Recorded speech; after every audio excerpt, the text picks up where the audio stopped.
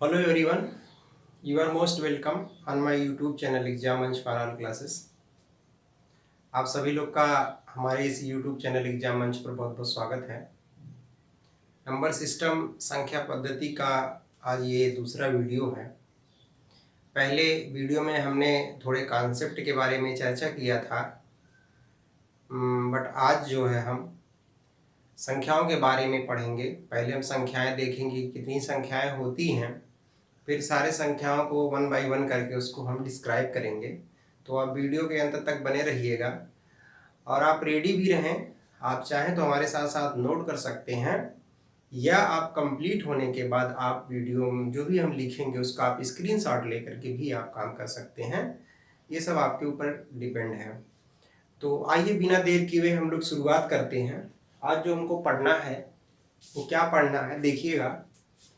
हमारा जो चैप्टर था वो था हमारा संख्या पद्धति। साथ साथ हमारे आप लिखते रहें, कोई दिक्कत नहीं है। संख्या पद्धति जिसको हम बोलते हैं नंबर सिस्टम, नंबर सिस्टम, यही हमारा चैप्टर था। इसमें आज हमें सारे नंबरों के बारे में पढ़ना है। तो first of all I would like to say I am going to start about the all these numbers. सभी जितने नंबर्स हैं उसके बारे में पढ़ेंगे। तो आप समझिएगा, इसमें हमारे साथ साथ चार्ट बनाइएगा, मैं पूरा टेबल बना दूंगा। तो हम लोग जो पढ़े थे पहले वीडियो में, हमने आपको बताया था कि मूलभूत संख्याएं क्या होती हैं। मूलभूत संख्याएं, ये जिसको फंडामेंटल क्या कहते हैं, नंबर्स कहते हैं। फंडामेंटल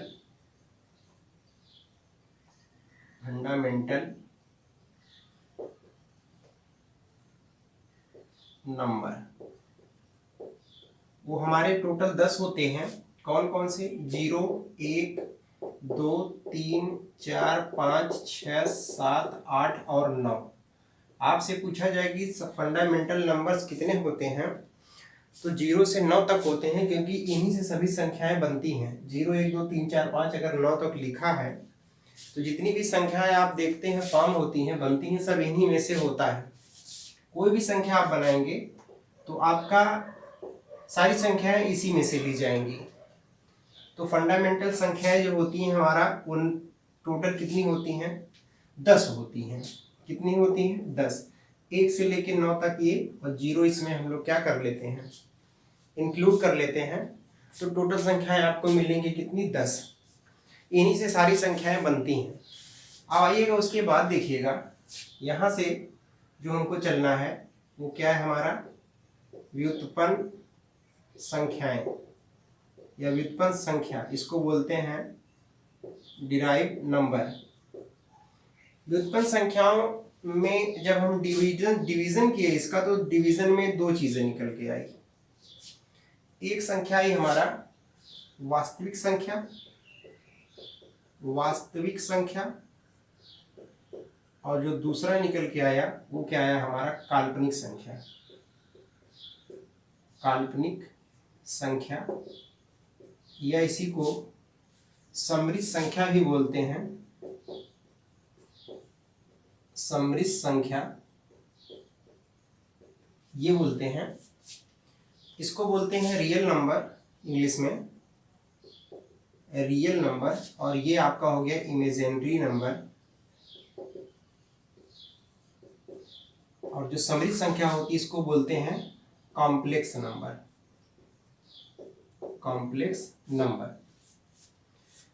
ये आपके सिलेबस में नहीं है, इसका यहीं पे हम लोग इंड कर देते हैं। जो हमारे सिलेबस में है उसको पढ़ेंगे, क्योंकि काल्पनिक संख्या, समृद्ध संख्या, ये जब आप क्लास 11th में देखते हैं, उसमें एक चैप्टर है कॉम्प्लेक्स नंबर का, उसमें आता है। ये आउट ऑफ सिलेबस है। थोड़ा बहुत चीज़ें मैं इसमें बता दूंगा। अभी पहले हम पूरा टेबल को रेडी करते हैं, उसको समझिए। जब वास्तविक संख्याओं का डिवीजन किया गया तो दो चीज़ें निकल के आई। एक आया आपका परिमेय संख्या, और दूसरा जो हमारा आया क्या चीज? अपरिमेय संख्या।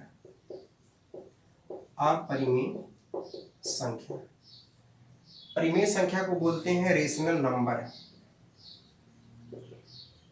क्या बोलते हैं, रेशनल नंबर। किसको बोलते हैं, इरेशनल नंबर, इरेशनल नंबर। उसके बाद आपका इरेशनल नंबर के बाद से भी हमारा ये यहीं पे इसका एंड होता है। फिर आगे जब हम डिवीज़न करते हैं तो दो पार्ट निकल के आता है। एक आता है हमारा भिन्न, क्या निकल के आता है, भिन्न, जिसका कि पूरा एक चैप्टर ही है, एक पूरा एक्सरसाइज ही पढ़ना पड़ेगा भिन्न का, लेकिन क्योंकि इसमें इसका पार्ट है तो हम यहाँ लिखते हैं भिन्न फ्रैक्शन। क्योंकि आपको पता है कि फ्रैक्शन में बहुत सारी चीज़ें हैं, फ्रैक्शन के भी काइंड्स हो जाते हैं, प्रकार हो जाते हैं।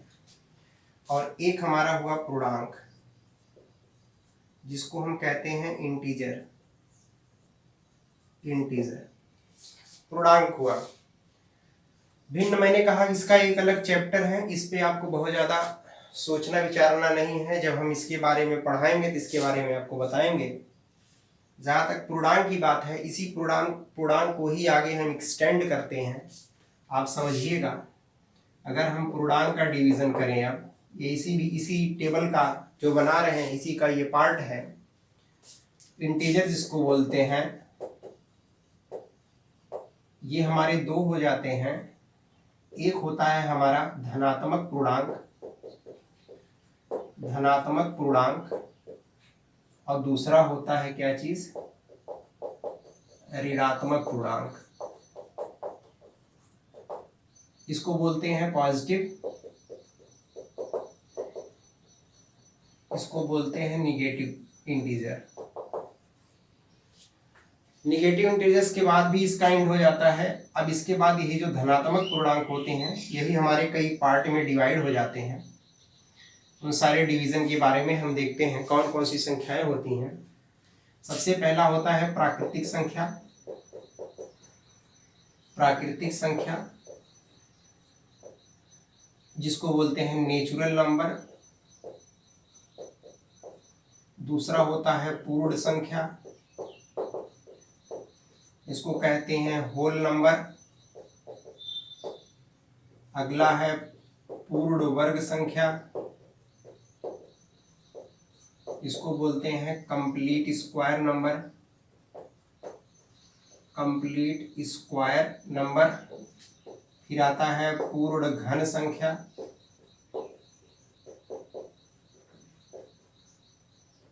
Complete cube number. फिर आता है सम संख्या, इसको बोलते हैं इवन नंबर। फिर हमारा है विषम संख्या, इसको बोलते हैं ऑड नंबर। फिर है अभाज्य संख्या, इसको बोलते हैं प्राइम नंबर। अगला क्या है, भाज्य संख्या, जिसको बोलते हैं कंपोजिट नंबर। और लास्ट में हमारा है सह अभाज्य संख्या, जिसको बोलते हैं को प्राइम नंबर। क्या बोलते हैं इसको, को प्राइम नंबर कहते हैं। तो इतनी संख्याओं के बारे में हमको क्या करना है, पढ़ना है। आप ये समझिएगा, ये नेचुरल है, NATURALWHOLE है। मैं स्पेलिंग सहित बता दे रहा हूँ, हो सकता है कुछ लोग को दिक्कत हो।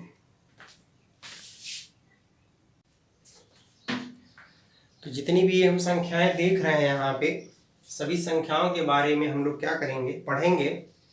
आप इस पूरे टेबल को बना लीजिए पहले, उसके बाद मैं एक एक चीज़ों को लेकर के चलूँगा। मैं प्राकृतिक संख्या से डिस्क्रिप्शन चालू करूँगा और लास्ट तक यहाँ तक आऊँगा। हाँ, इससे पहले थोड़ा सा हम जो हमारे सिलेबस में नहीं है, ये जो काल्पनिक संख्या हमने लिखा है, इसके बारे में हम पढ़ते हैं। जैसा कि आप जानते हैं कि किसी भी ऋणात्मक संख्या का स्क्वायर जो होता है, आप बात समझिएगा। अब इस सारी चीज़ों को छोड़ करके हम थोड़ा सा इसके बारे में आपको बताते हैं। मैंने कहा कि किसी भी ऋणात्मक संख्या का स्क्वायर हमेशा एक प्लस संख्या होती है। जैसे आप जानते हैं, अगर कहीं -1 है, स्क्वायर करेंगे तो 1 होगा, -3 है, स्क्वायर करेंगे तो 9 होगा।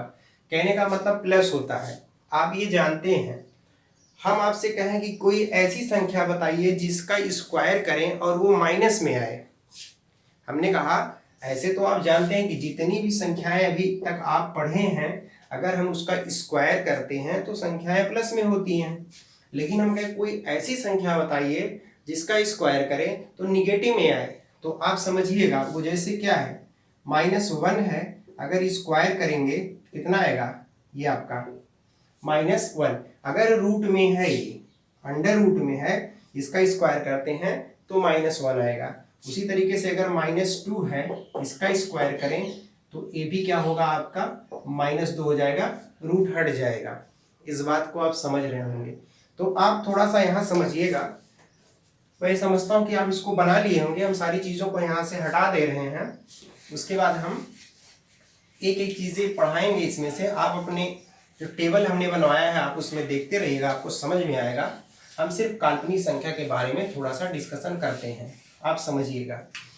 हमने अभी तक यही कहा कि ऐसी संख्याएं, अगर कोई भी नेगेटिव संख्या है, कोई भी नकारात्मक संख्या है, कोई भी ऋणात्मक संख्या है, उसका स्क्वायर आप करते हैं तो हमेशा प्लस होता है, क्योंकि -2 है, स्क्वायर करेंगे +4, -3 है, स्क्वायर करेंगे तो +9।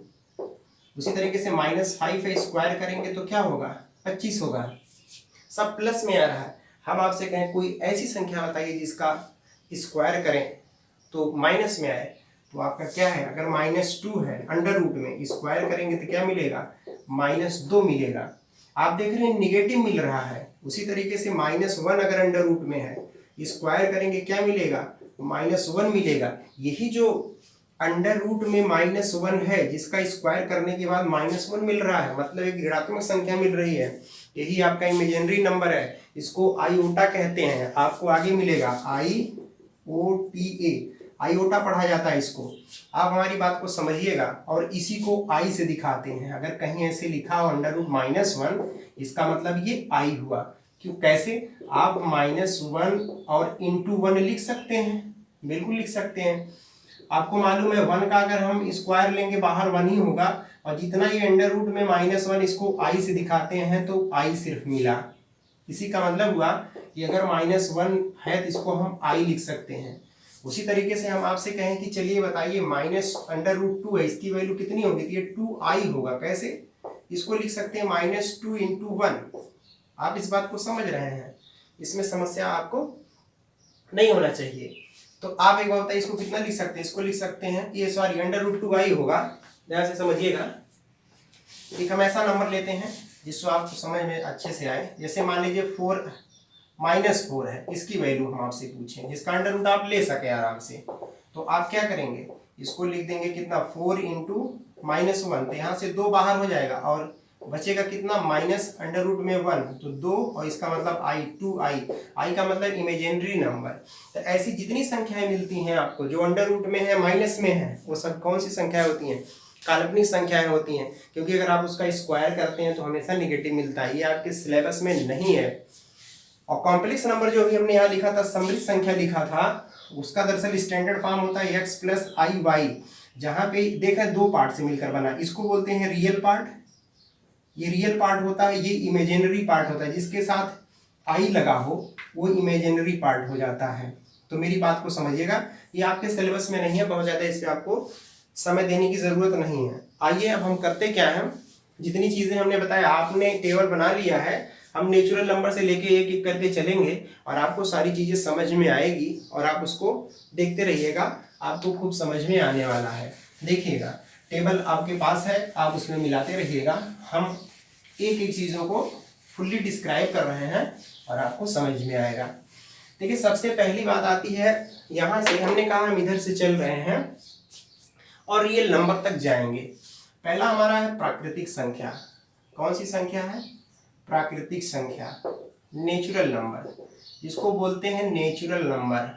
नेचुरल नंबर, गिनती की वे सभी संख्याएं, गिनती की वे सभी संख्याएं कौन सी संख्या कहलाती हैं, प्राकृतिक संख्या कहलाती हैं। हम धीरे धीरे बोल रहे हैं, अगर आप लिखना चाहते तो आप आराम से लिख भी सकते हैं। हमने कहा कि गिनती की सभी संख्याएं प्राकृतिक संख्याएं होती हैं। भाई गिनती के लिए आप कौन कौन सी संख्याओं को यूज करते हैं, तो आप करते किसको हैं, 1 को, 2 को, 3 को, ऐसे आप कहाँ तक इनफाइनाइट तक करते हैं, यही तो करते हैं, यही आपका नेचुरल नंबर हुआ।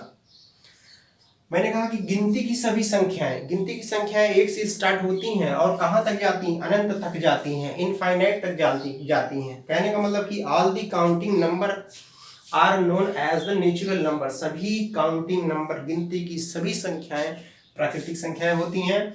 दो बातें यहां से निकल के आती है, आप समझिएगा। अगर इसी में सवाल बना दे कि सबसे छोटी प्राकृतिक संख्या, सबसे छोटी प्राकृतिक संख्या एक, यहाँ पे जो एक से शुरू होती है, और सबसे बड़ी अगर हम प्राकृतिक संख्या नेचुरल नंबर पूछें तो ये अज्ञात है, पता नहीं है, ये नॉट डिफाइंड। ये क्या है? Not defined. इसको आप डिफाइन नहीं कर सकते, इसको बता नहीं सकते। तो ये देख रहे हैं, ये सबसे बड़ी संख्या अज्ञात है, इनफाइनाइट है, और सबसे छोटी क्या है? 1 है। तो सवाल यहाँ से बनता है कि प्राकृतिक संख्या क्या होती है? वे सभी संख्याएं, गिनती की वे सभी संख्याएं प्राकृतिक संख्याएं होती हैं विच आर स्टार्टेड फ्रॉम 1, एक से स्टार्ट होती हैं और अनंत तक जाती हैं। थोड़ा सा वीडियो हो सकता है लंबा हो, क्योंकि सभी चीज़ों के बारे में बताना है, लेकिन आप वीडियो के लास्ट तक बने रहिएगा, आपको सभी संख्याएं आराम से समझ में आ जाएंगी। तो आप यहाँ से आराम से लिख सकते हैं। दूसरी बात जो आता है हमारा, देखिए क्या है, वो हमारा है पूर्ण संख्या। कौन सी संख्या? पूर्ण संख्या, जिसको हम लोग बोलते हैं होल नंबर। होल नंबर, अगर हम पूर्ण संख्या की बात करें, प्राकृतिक संख्याओं के साथ अगर जीरो को सम्मिलित कर लिया जाए, जीरो को भी इंक्लूड कर लिया जाए, तो जो संख्याएं मिलती हैं वो पूर्ण संख्याएं होती हैं। तो प्राकृतिक संख्या एक से स्टार्ट होती है और कहाँ तक जाती है? अनंत तक जाती है। हमने कहा इसी में जीरो को भी सम्मिलित कर लिया जाए, मतलब एक से लेके अनंत तक, यहाँ तक तो प्राकृतिक संख्या हुई, नेचुरल नंबर हुआ, उसी में जीरो को आप और मिला लीजिए, तो जो संख्या मिला हमको क्या मिल गया? ये होल नंबर मिल गया। तो आप कह सकते हैं कि होल नंबर्स कहाँ से शुरू होती हैं? जीरो से लेके आप चलिए इनफाइनाइट तक। प्राकृतिक संख्याओं में, नेचुरल नंबर में अगर हम लोग जीरो को मिला दें, सम्मिलित कर दें, इंक्लूड कर दें, तो जितनी संख्याएं आपको मिलती हैं वो क्या होती हैं? वो होल नंबर होती हैं। आप हमको बताइएगा यहाँ पे, अगर हम पूछे सबसे छोटा whole number, smallest whole number zero, ये सबसे छोटा है, और सबसे बड़ा पूछे तो आप क्या बताएंगे? सबसे बड़ा क्या होगा? बड़ा आपका डिफाइंड नहीं है, ये इनफाइनाइट है, इसका कोई अंत नहीं है, अनंत है। तो मेरे ख्याल से आप प्राकृतिक संख्या और पूर्ण संख्या के बारे में बहुत अच्छे तरीके से समझ गए होंगे। अगर आप प्राकृतिक संख्याओं को याद रखते हैं तो पूर्ण संख्याएं आपको याद करने में कोई प्रॉब्लम नहीं। सबसे छोटी पूर्ण संख्या जीरो, सबसे बड़ा इनफाइनाइट, सबसे छोटा नेचुरल नंबर एक, सबसे बड़ा इनफाइनाइट। आप समझ रहे हैं, लगातार होती हैं, लगातार संख्याएं हैं। आप देख रहे हैं जीरो के बाद असेंडिंग ऑर्डर बढ़ते हुए हम जा रहे हैं, और सभी प्लस हैं, सभी धनात्मक हैं। देख रहे हैं, सब धनात्मक है, सब प्लस में है। अब बात आती है, तो अगर पूर्ण संख्या आप लिखना चाहते तो आप ये लिख सकते हैं कि यदि प्राकृतिक संख्याओं में जीरो को सम्मिलित कर दिया जाए तो प्राप्त संख्या को ही पूर्ण संख्या कहते हैं। If you are including zero in natural number, then we obtain all these number are known as the whole number. ये सभी whole numbers हो जाते हैं, जिसको हम पूर्ण संख्या कहते हैं। अब बात आती है किसकी? देखिए, दो संख्याओं के बारे में मैंने बताया, एक प्राकृतिक संख्या, एक पूर्ण संख्या। पूर्ण वर्ग संख्या क्या होती है? कोई भी प्राकृतिक संख्या यदि किसी प्राकृतिक संख्या का वर्ग है, क्या हम बता रहे हैं? पूर्ण वर्ग संख्या। समझिएगा क्या है? पूर्ण वर्ग संख्या। यदि कोई भी प्राकृतिक संख्या किसी दी हुई या किसी भी प्राकृतिक संख्या का वर्ग है, जैसे हम आपसे कहें कि 2 का वर्ग बताइए, तो आप इसका वर्ग करेंगे 4। 3 का वर्ग बताइए, तो 3 का वर्ग क्या होगा? 9। 4 का वर्ग बताइए तो 16। ये वर्ग है, ये वर्ग है, ये सब क्या है? वर्ग में है। 16 क्या है? वर्ग है। 25 क्या है? वर्ग है। किसका वर्ग है? 2 का वर्ग है, 3 का वर्ग है, 4 का वर्ग है, यहाँ 5 का वर्ग है। बात समझ रहे हैं? तो मैंने कहा कि वे सभी प्राकृतिक संख्याएं जो किसी भी प्राकृतिक संख्या का वर्ग हो उसे पूर्ण वर्ग संख्या कहते हैं। बात समझ रहे हैं? कंप्लीट स्क्वायर नंबर, जैसे 4 वर्ग है, 9 वर्ग है, 16 वर्ग है, 25 वर्ग है। 4 किसका वर्ग है? 2 का। 9 किसका वर्ग है? 3 का। 16 किसका वर्ग है? 4 का। और ये जो 2 है ना, ये 4 का वर्गमूल है। वर्ग क्या है, ये वर्गमूल है। मतलब इसके वर्गमूल में जैसे 2 गुणे 2 करेंगे तो उसमें से एक मूल है 2 सिर्फ, क्योंकि 2 बार गुणा करेंगे 4 मिलेगा। उसी तरीके से 3 9 का वर्गमूल है, 16 4 16 का वर्गमूल है। तो आप समझिएगा, तो पूर्ण वर्ग संख्याएं क्या हो गई, 4 हो गया, 9 हो गया, 16 हो गया, 25 हो गया और 36 हो गया, 49 हो गया। ऐसे आपको मिलता चला जाएगा। बात समझ रहे हैं इस बात को। एक को भी ले सकते हैं एक, क्योंकि ये किसका है, एक का है वर्ग। तो आप हमारी बात को समझिएगा। और सभी नेचुरल नंबर, सभी प्राकृतिक संख्या हैं, देख रहे हैं। और ये किसी दी हुई प्राकृतिक संख्या का ही वर्ग है। जैसे ये 1 का वर्ग है, ये 2 का वर्ग है, ये 3 का वर्ग है, ये 4 का वर्ग है, 5 का वर्ग है, 6 का वर्ग है, 7 का वर्ग है, देख रहे हैं। और जो 1 2 3 4 5 6 सब मिल रहा है, ये भी कौन सी संख्याएं हैं, ये सब आपकी प्राकृतिक संख्या हैं। और इन्हीं का वर्ग 1 4 9 16 और क्या 49 है।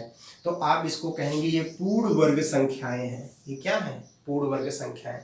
मतलब कि वे सभी प्राकृतिक संख्याएं जो किसी भी प्राकृतिक संख्या का वर्ग हो, उसको क्या कहते हैं, पूर्ण वर्ग संख्या कहते हैं, कंप्लीट स्क्वायर नंबर। अब बात आती है पूर्ण घन संख्या की। आप समझिएगा, सेम उसी तरीके से वे सभी प्राकृतिक संख्याएं जो किसी प्राकृतिक संख्या का क्या हो, पूर्ण घन हो, पूर्ण घन संख्या। समझिएगा, कंप्लीट, जैसा कि मैंने लिखवाया भी है, क्यूब नंबर्स क्या होते हैं।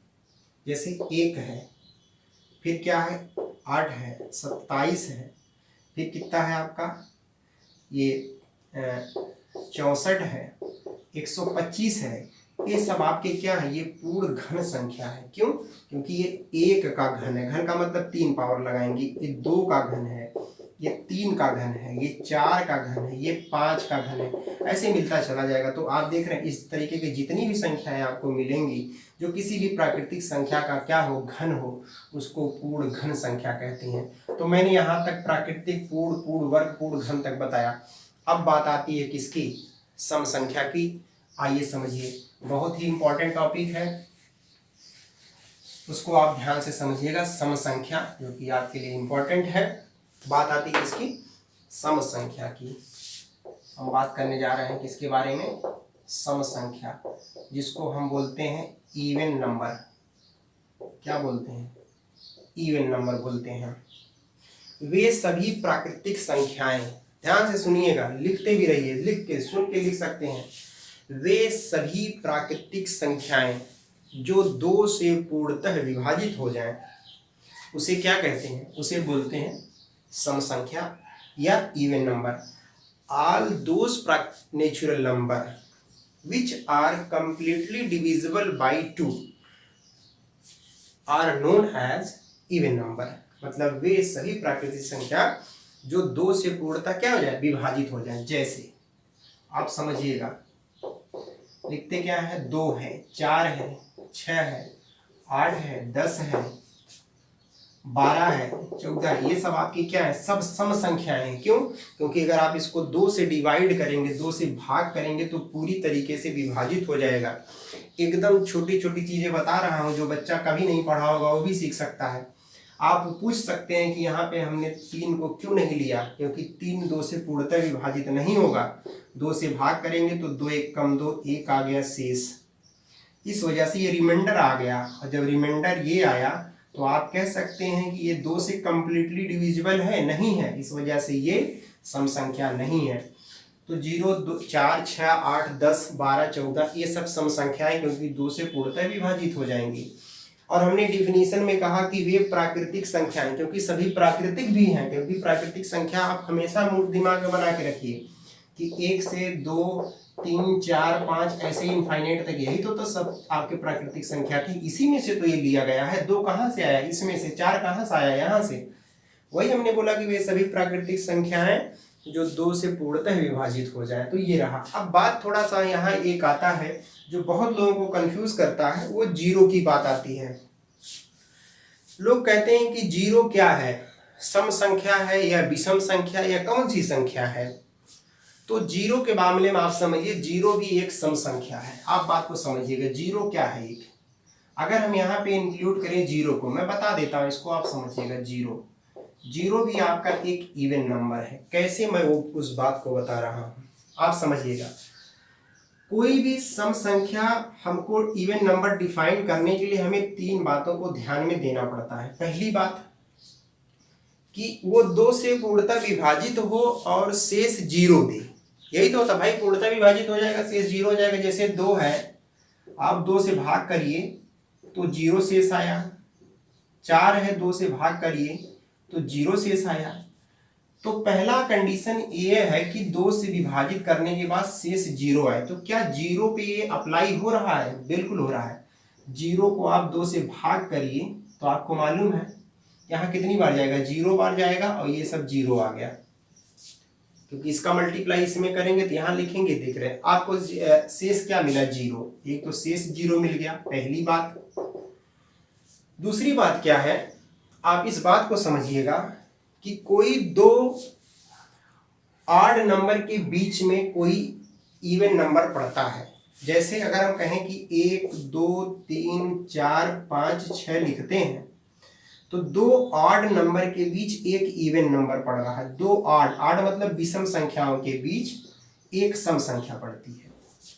दूसरी बात, उसी तरीके से अगर इसको नंबर लाइन पे जब हम इंटीजर्स पूर्णांक को लिखेंगे तो जीरो लिखेंगे, एक लिखेंगे, इधर -1 लिखेंगे, दो लिखेंगे, 3 ऐसे लिखेंगे, तो इधर -2। आप देख रहे हैं दो विषम संख्याओं के बीच में भी ये आ रहा है। बात को समझ रहे हैं? तो दूसरी बात ये हुई कि ये क्या कर रहा है, जीरो दो विषम संख्या, और हम जानते हैं कि कोई भी सम संख्या दो विषम संख्याओं के बीच में आती है। कोई भी इवन नंबर दो ऑड नंबर के बीच में आता है। आप एक तो वहां से दूसरा डेफिनेशन क्लियर हुआ इवन नंबर के लिए। तीसरी बात ये आती है कि जब हम दो इवन नंबर को जोड़ते हैं तो जो संख्या मिलती है, जो नंबर हमको मिलता है, वो भी एक इवन नंबर होता है। तो क्या ऐसा भी हो रहा है? आइए देखिए, अगर हम यहाँ जीरो को लेते हैं, जैसे देखिए अगर इन दोनों को ले रहे हैं तो 2 धन 4 बराबर 6, या 2 को 8 के साथ जोड़ेंगे तब भी 8 आएगा। मतलब जो मिल रहा है वो क्या रहा है? एक सम संख्या मिल रही। उसी तरीके से अगर जीरो में 2 जोड़ें तो 2 मिलेगा, मतलब ये भी सम संख्या। जीरो में 2 जोड़ रहे हैं, 2 सम संख्या। जीरो में 4 जोड़ रहे हैं, 4 सम संख्या। तो जीरो में 6 जोड़ रहे हैं, 6 सम संख्या। कहने का मतलब कि दो सम संख्याओं का योग भी एक सम संख्या होती है, वो भी फॉलो कर रहा है। इन तीनों डिफिनीशन से ये क्लियर होता है। From these three condition one more question rises in your mind. तुम्हारे दिमाग में एक बात आती है कि क्या जीरो एक सम संख्या है? तो आप क्लियरली कह सकते हैं with the definition of three condition, जो मैंने अभी डिस्कस किया, यहाँ बताया, इन तीनों कंडीशन के अकॉर्डिंग जीरो एक क्या है? सम संख्या है। एग्जाम में आता है, आंख बंद करके बता दीजिए कि जीरो एक क्या है? सम संख्या है। तो मेरी बात को शायद आप समझ गए होंगे। अब बात ये आती है कि सबसे छोटी सम संख्या, तो सबसे छोटी सम संख्या की बात अगर करें तो जीरो, और सबसे बड़ी सम संख्या की बात करें तो इनफाइनाइट।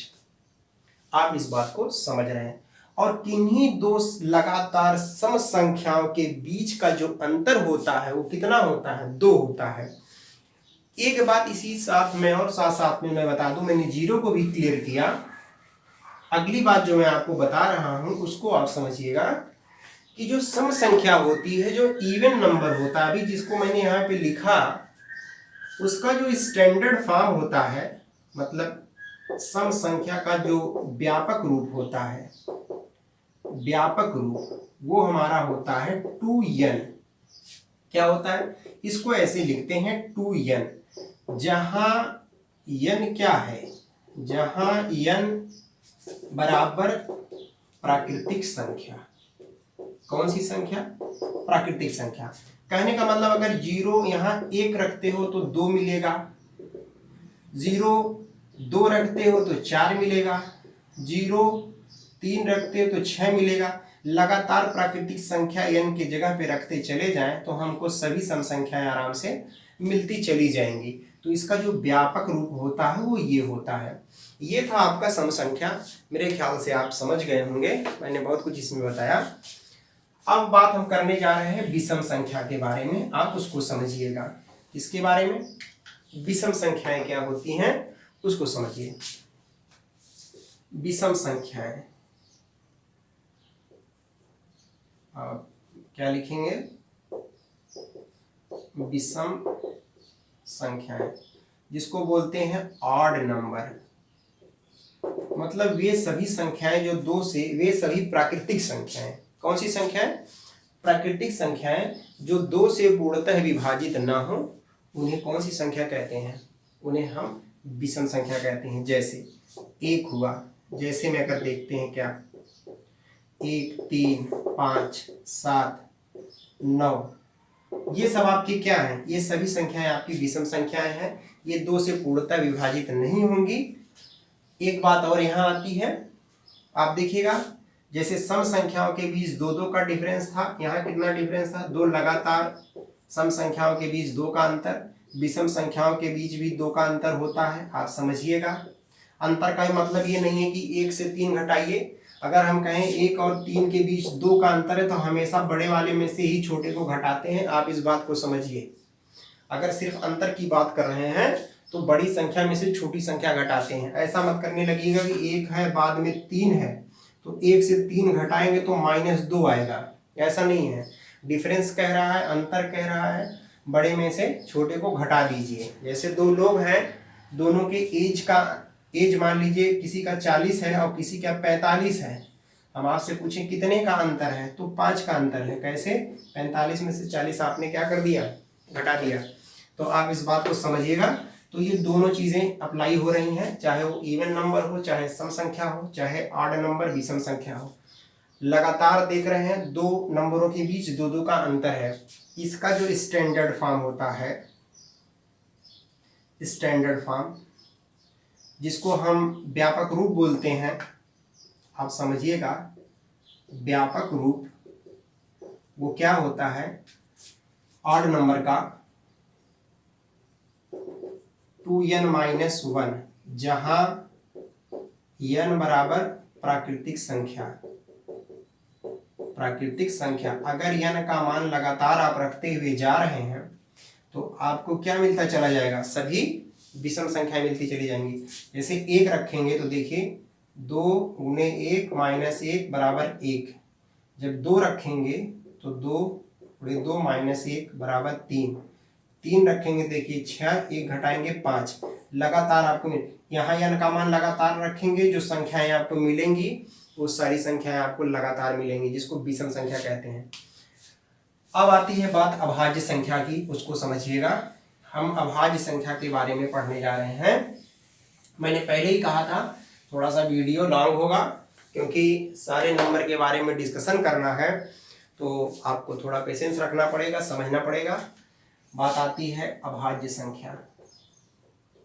अभाज्य संख्या जिसको बोलते हैं प्राइम नंबर, प्राइम नंबर मैंने लिखवाया भी था।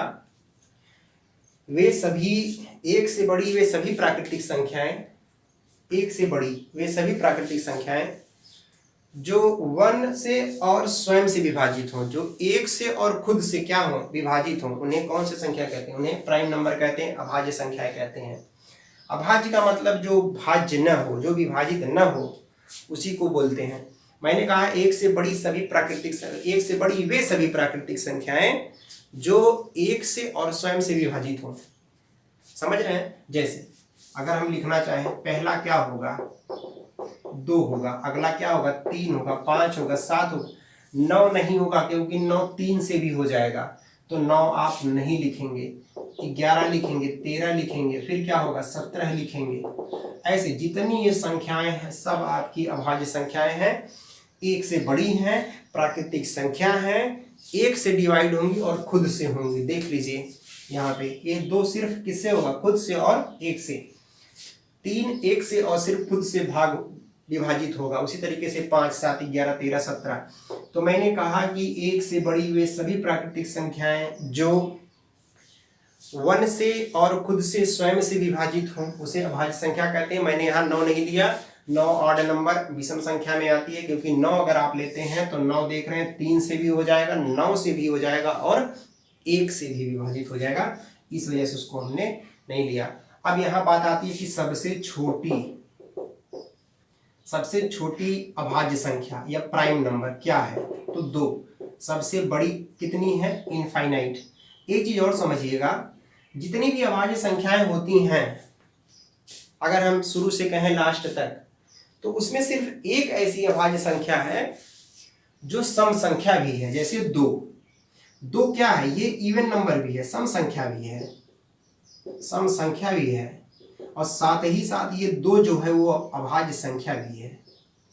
तो सबसे छोटी अभाज्य संख्या है, और वो भी क्या है, एक आपका सम संख्या है, और साथ ही साथ ये अभाज्य संख्या है। दूसरी बात ये है इसी में अभाज्य संख्या में समझिएगा कि 2 अभाज्य संख्याओं का योग एक क्या होता है, एक सम संख्या होती है। कैसे, समझिएगा, अगर हम 3 और 5 को जोड़ते हैं तो 8 मिलेगा। हमने क्या बताया कि 2 अभाज्य संख्याओं का जोड़ एक सम संख्या होती है, लेकिन एक कंडीशन है, केवल 2 को छोड़कर,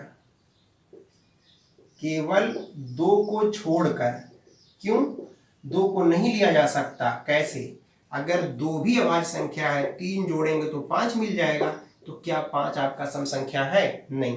तो आप बात को समझिएगा यहाँ पे कि कोई भी 2 अभाज्य संख्याओं का जोड़ सम संख्या होती है, कब, केवल 2 को छोड़कर, 2 को नहीं लिया जाए उसमें, क्योंकि 2 को किसी के साथ जोड़ेंगे तो जो संख्या मिलेगी, देखिए 2 को 5 के साथ जोड़िए 7, 2 को 7 के साथ जोड़िए 9, 2 को 11 के साथ जोड़िए 13, 2 को 13 के साथ जोड़िए 15, तो सम संख्या आपको नहीं मिलेगी। तो ये जितनी भी संख्याएं होती हैं सब आपकी अभाज्य संख्याएं होती हैं, जिसके बारे में हम लोगों ने देखा। अब आती है बात भाज्य संख्या के बारे में। तो ये हमारा था क्या चीज, अभाज्य संख्या। अब उसके बाद देखिएगा भाज्य संख्या। भाज्य संख्या जिसको बोलते हैं कंपोजिट नंबर। आप समझिएगा, मैं ऐसे चल रहा हूं, फिर अभी पूर्णांक पे आ जाऊंगा, आप समझिएगा, टेबल आपके पास है, भाज्य संख्या या कंपोजिट नंबर। आप समझिएगा, वे सभी संख्याएं जो एक और खुद के अलावा अन्य संख्याओं से भी क्या हो जाए, विभाजित हो जाए। मैंने कहा कि वे सभी संख्याएं जो एक और खुद के अलावा अन्य संख्याओं से विभाजित हो जाएं, उसे भाज्य संख्या कहते हैं। जैसे क्या एक भाज्य संख्या में आएगा, नहीं, क्योंकि एक से खुद से तो हो जाएगा, लेकिन अन्य से नहीं होगा। यहां अन्य याद रखना है कि अन्य संख्या अदर नंबर से भी क्या हो, विभाजित हो। तो 1 नहीं होगा, 2 नहीं होगा, 3 नहीं होगा, 4 हाँ 4 है, क्योंकि ये एक और खुद से तो होगा ही, इसके अलावा ये 2 से भी विभाजित हो जाएगा और 4 से भी विभाजित हो जाएगा। अगला क्या होगा बताइए, 4 के बाद 5 होगा, नहीं, 6 होगा, 7 नहीं होगा, 8 होगा, फिर बताइए क्या होगा, 10 होगा, 12 होगा, 14 होगा। ऐसे बहुत सारी संख्याएं आपको मिलेंगी। तो न तो 1 है, न तो 2 है, न तो 3 है। क्यों, क्योंकि 1 से खुद से तो होंगी, और हम डिफिनीशन कह रहे हैं कि वे सभी प्राकृतिक संख्याएं जो एक और खुद के अलावा अन्य संख्या से क्या हो जाए, विभाजित हो जाए। 1 से खुद से तो सभी संख्याएं हो जाती हैं, लेकिन उसके अलावा अगर कोई सी दूसरी संख्या से विभाजित हो जा रही हैं, तो उसको हम लोग बोलते हैं कंपोजिट नंबर, भाज्य संख्या बोलते हैं। जैसा कि मैं यहाँ पे आपको एग्जाम्पल के तौर पे बताया कि आप एग्जाम्पल के तौर पे ये बता सकते हैं। तो डिफिनीशन क्या लिखेंगे कि वे सभी प्राकृतिक संख्याएं जो एक और स्वयं के अलावा अन्य संख्याओं से भी क्या हो जाए, विभाजित हो जाए, उसको क्या कहते हैं, उसको भाज्य संख्या कहते हैं। अगला जो सबसे इंपॉर्टेंट है वो हमारा है सह अभाज्य। क्या है, सह अभाज्य संख्या, जो कि बहुत ही इंपॉर्टेंट है। को प्राइम नंबर, जब आप एलसीएम पढ़ेंगे और एचसीएफ पढ़ेंगे, उसमें इसका बहुत ज्यादा रोल है। तो को प्राइम नंबर क्या होते हैं, 2 या 2 से अधिक संख्याएं जिनका उभय निष्ठ गुणनखंड सिर्फ क्या हो, 1 हो। उभयनिष्ठ का मतलब होता है कॉमन फैक्टर। अगर हम बोलते हैं उभयनिष्ठ गुणनखंड, आप समझिएगा, उभयनिष्ठ गुणनखंड, इसको बोलते हैं कॉमन फैक्टर। मैंने कहा कि दो या दो से अधिक संख्याएं जो सिर्फ एक उभयनिष्ठ या कॉमन फैक्टर रखते हो, वो सभी, या दो से अधिक वे सभी संख्याएं जिनका HCF सिर्फ एक हो, उसको क्या बोलते हैं? उसको बोलते हैं सहअभाज्य संख्या। जैसे आप समझिएगा, अगर हम लिखते हैं क्या चीज, हम लिखते हैं कि 1 2 3 4 5 6 9 7 8 11, ये जितनी संख्याएं हम लिख रहे हैं, मैंने 2 लिया, यहाँ 3 ले लिया, यहाँ पे 2 लिया, यहाँ 3, यहाँ 3, ये सभी संख्याएं क्या होती हैं? इसको सहअभाज्य संख्या कहते हैं। क्यों? अगर हम कहें 1 और 2 में कॉमन फैक्टर क्या है, तो फैक्टर के लिए हम गुणनखंड करते हैं 1 गुणे 1, इसको 1 गुणे 2। हम बोले कि बताइए इन दोनों में कॉमन फैक्टर क्या है? सिर्फ 1 और 1 है, यही इसका HCF भी होता है, आप जानते होंगे थोड़ा बहुत अगर पढ़े होंगे। तो इन संख्याओं को हम बोलेंगे क्या? जिससे सहअभाज्य संख्या। जैसे 3 है, इसको 1 गुणे सिर्फ 3 लिख सकते हैं। 4 है, इसको 1 गुणे 2 गुणे 2, कॉमन फैक्टर सिर्फ क्या है? 1 है, तो इसको बोलेंगे, ये दोनों संख्याएं आपस में कैसी संख्या है? को प्राइम नंबर है। कोई भी आप ले लीजिए, 5 है, 6 है, 9 है, 5 को क्या लिखेंगे? 1 गुणे 5। 6 को क्या लिखेंगे? 1 गुणे 2 गुणे 3। 9 को क्या लिखेंगे? 1 गुणे 3 गुणे 3। हम आपसे कहें कॉमन क्या है जो सब में है? यही आपका 1 है, और HCF भी तीनों का 1 निकला। तो याद रखिएगा, हमेशा जो सहअभाज्य संख्याएं होती हैं, इट ऑलवेज है ओनली वन कॉमन फैक्टर। उनका जो कॉमन फैक्टर होता है सिर्फ एक ही होता है, वो भी कौन सा होता है? 1 होता है। और उनका जो HCF होता है, जितने भी को प्राइम नंबर आपको मिलेंगे, उनका HCF जो होता है हमेशा 1 होता है। क्यों? क्योंकि आपको पता होना चाहिए कि इसमें 1 के अलावा कोई अतिरिक्त कॉमन फैक्टर मिलेगा ही नहीं। ऐसी सभी संख्याएं आपकी सहअभाज्य संख्या होती हैं। तो मैंने यहां से देख रहे हैं प्राकृतिक संख्या से लेकर तक मैंने आपको बताया। अब हम आते हैं पूर्णांक पे। किसके बारे में देखेंगे? पूर्णांक क्या होता है, आप उस बात को समझिएगा। हम डिस्कशन करने जा रहे हैं पूर्णांक, क्योंकि पूर्णांक से आगे बढ़ेंगे, धीरे धीरे चीजें आपको समझ में आएंगी, परिमेय अपरिमेय, उसके बाद सीधे रियल नंबर पे आएंगे। अगर आप टेबल देख रहे होंगे तो देखिएगा पूर्णांक संख्या या पूर्णांक क्या होती हैं, इंटीजर्स जिसको कहते हैं, समझिएगा। इंटीजर्स, यदि पूर्ण संख्याओं को, जब भी हम पूर्ण संख्या के बारे में बात कर रहे हैं, तो आप अगर लिखे होंगे अपनी कॉपी में या देखे होंगे जो लिखवाया है, उसमें मैंने 0 से स्टार्ट किया था, 1 2 3 4 ऐसे लिखा था। मैंने कहा कि यदि पूर्ण संख्या को प्लस और माइनस के साथ लिख दिया जाए, तो जो संख्याएं हमको मिलती हैं, जो नंबर्स हमको मिलते हैं, उसको हम पूर्णांक कहते हैं। पूर्ण संख्या होती है 0 1 2 3 ऐसे 4 इनफाइनाइट तक। और यही पूर्ण संख्या को अगर माइनस में लिखा जाए तो -1 -2 -3 -4, ये भी आपका जाएगा माइनस इनफाइनाइट तक। तो ये जो संख्याएं देख रहे हैं लिखी गई हैं, इसी को इंटीजर्स बोलते हैं, यही आई होता है इंटीजर्स।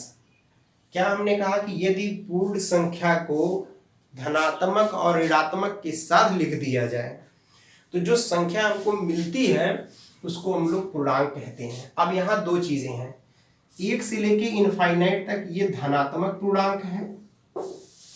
क्या है? धनात्मक पूर्णांक। इसको बोलते हैं पॉजिटिव इंटीजर, पॉजिटिव इंटीजर्स। और जो इधर -1 से माइनस इनफाइनाइट तक गया है, इसको बोलते हैं ऋणात्मक पूर्णांक। क्या बोलते हैं? ऋणात्मक पूर्णांक है। इसको बोलते हैं निगेटिव इंटीजर्स, निगेटिव इंटीजर। एक बात समझिएगा, 0 क्या है? ये उदासीन है, ये न्यूट्रल है, नाइदर पॉजिटिव नॉर निगेटिव, ना तो प्लस है ना तो माइनस है। अब बात यहाँ एक निकल के आती है, अगर हम आपसे पूछे कि सबसे बड़ा पूर्णांक बताइए, सबसे बड़ा, सबसे बड़ी पूर्णांक क्या होगी बताइए? तो सबसे बड़ी पूर्णांक जो होगी वो होगी इनफाइनाइट। पता है? नहीं पता है। सबसे बड़ा यही तो है। हम कहें -2 और 5 में या -3 और 2 में बड़ा कौन है? तो 2 है, क्योंकि ये माइनस में है, ये छोटा होगा। और सबसे, अगर हम पूछें कि सबसे छोटी पूर्णांक क्या होगी, तो सबसे छोटी पूर्णांक जो होगी -इनफाइनाइट, क्योंकि आप इधर जाएंगे तो -इनफाइनाइट। देख रहे हैं, न तो इसकी सबसे बड़ी पूर्णांक संख्या पता है और न तो सबसे छोटी पूर्णांक संख्या पता है, क्योंकि ये -इनफाइनाइट है। ये क्या है? -इनफाइनाइट है, समझिएगा। और ये क्या है? ये प्लस है। तो ये दोनों अज्ञात हैं। इसको धनात्मक, इसको असेंडिंग आर्डर, इसको डिसेंडिंग आर्डर बोलते हैं। ये असेंडिंग, बढ़ते हुए क्रम, आप सुने होंगे, बढ़ते हुए क्रम, मतलब आप 1 2 3 4 ऐसे। ये क्या हो गया? इधर जब आप चलेंगे, ये घटते हुए क्रम है, घटते हुए क्रम है। अगर आप जानते हैं, इसको घटते हुए क्रम बोलते हैं। तो ये जो पूर्णांक के बारे में आपने देखा कि यदि पूर्ण संख्या के साथ प्लस और माइनस के साथ, यदि पूर्ण संख्या को प्लस और माइनस के साथ लिख दिया जाए तो जो मिलता है हमको पूर्णांक मिलता है। मैंने 2-3 चीजें इसमें बताया। सबसे बड़ा पूर्णांक पता नहीं है, सबसे छोटा पूर्णांक वो भी नहीं पता है, क्योंकि ये प्लस इनफाइनाइट में, ये माइनस इनफाइनाइट में, इधर भी इंड नहीं होगा, उधर भी इंड नहीं होगा। तो ये पूर्णांक था जिसमें हमने धनात्मक और ऋणात्मक के बारे में देखा। पूर्णांक जो हमारा निकल के आया था वो किससे निकल के आया था आपको पता है? जब आप टेबल जो हम बनवाए थे उसको देखिएगा, वहां जो हमने लिखा है परिमेय और अपरिमेय लिखा था।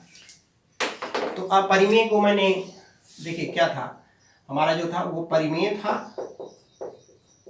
और दूसरा अपरिमेय, अपरिमेय था। तो जब हमने यहाँ पे डिवीजन किया था तो अपरिमेय को मैंने यहाँ पे इंड कर दिया था, परिमेय के बारे में आगे बढ़ाया था, परिमेय से ही सारी चीजें निकल के आई थी। तो अगर हम परिमेय संख्या के बारे में बात करते हैं, इसके बारे में, परिमेय संख्या जिसको बोलते हैं रेशनल नंबर,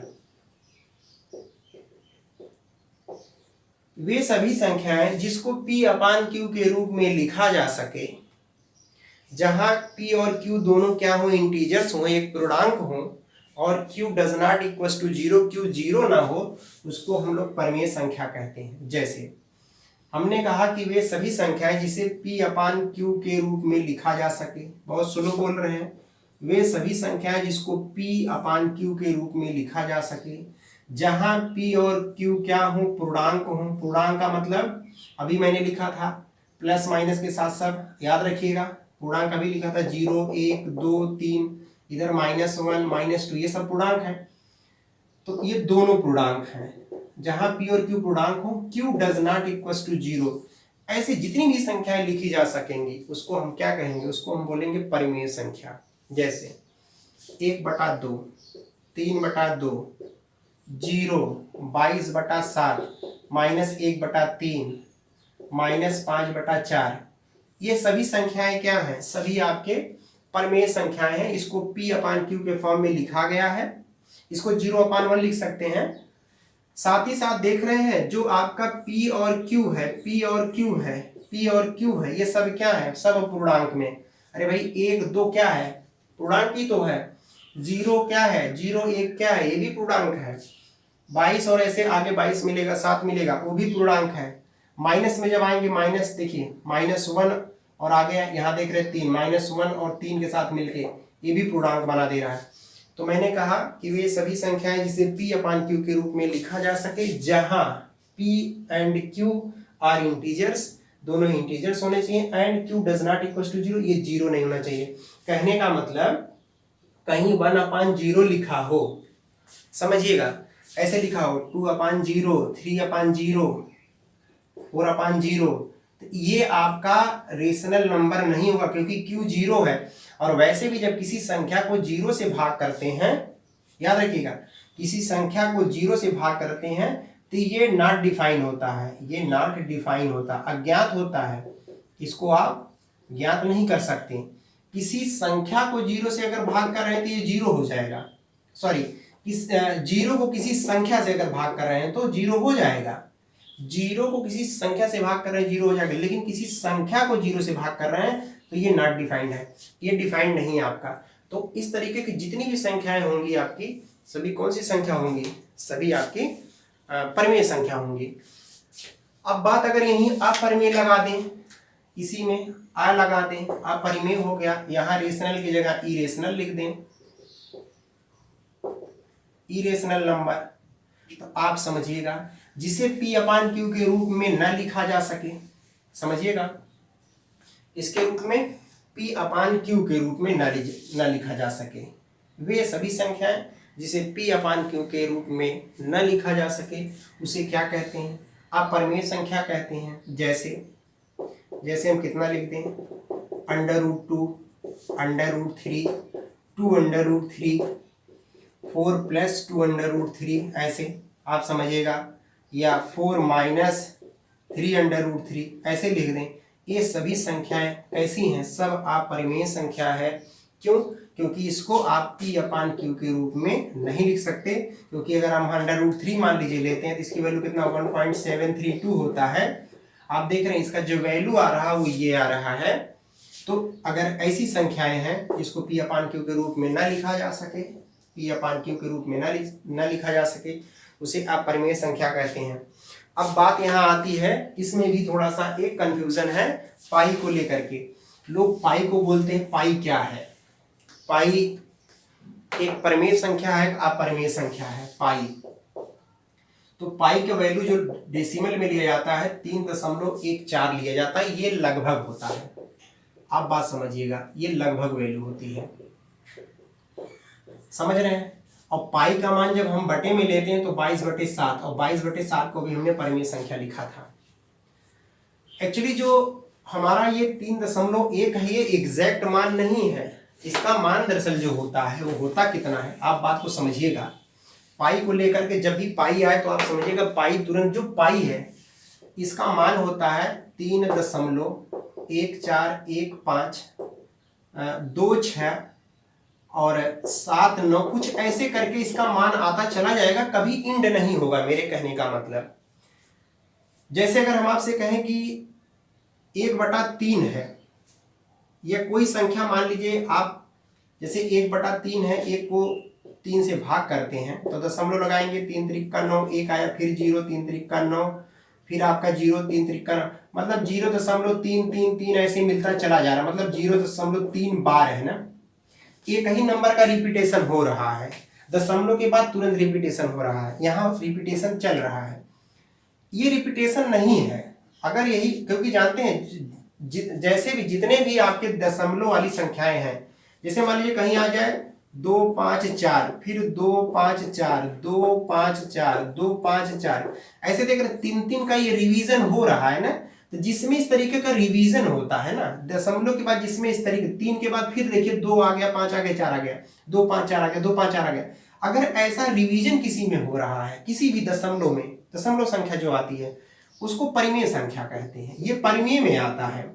और जो ये पाई का जो मान होता है, पाई का मान आप देखिएगा, आपको देखिएगा ऐसे मिल रहा है, कुछ आगे अलग नंबर मिलेगा, 8 9 7 2 5 कुछ भी मिलता है, ऐसे चला जाएगा, इंड नहीं होगा। इसी वजह से इसका 3.44 है, एग्जैक्ट मान इसका 3.44 ले लिया जाता है। इस वजह से पाई एक क्या है, पाई एक अपरिमेय संख्या है। ये क्या है? अपरिमेय संख्या, इसको इरेशनल नंबर बोलते हैं। तो पाई से आप बिल्कुल कंफ्यूज मत होइएगा कि पाई है क्या, पाई परिमेय संख्या है या अपरिमेय संख्या है। तो आप याद रखिएगा कि पाई आपकी क्या है, अपरिमेय संख्या है, क्योंकि इसमें रिपीटेशन नहीं होता, किसी नंबर का रिपीटेशन नहीं होता। आगे आप पढ़ेंगे, जब पढ़ाएंगे हम आपको सिंप्लीफिकेशन में, तो उसमें बताएंगे टर्मिनेटिंग, नॉन टर्मिनेटिंग, आवर्ती और गैर आवर्ती दशमलव संख्या के बारे में बताएंगे, तब आप वहां समझेंगे। लेकिन अभी इस कोर्स में नहीं है, इसमें नहीं है, इस चैप्टर में हम उस पर बहुत ज्यादा नहीं जा रहे हैं, आप इस बात को समझिए। तो परिमेय और अपरिमेय संख्या हो गई।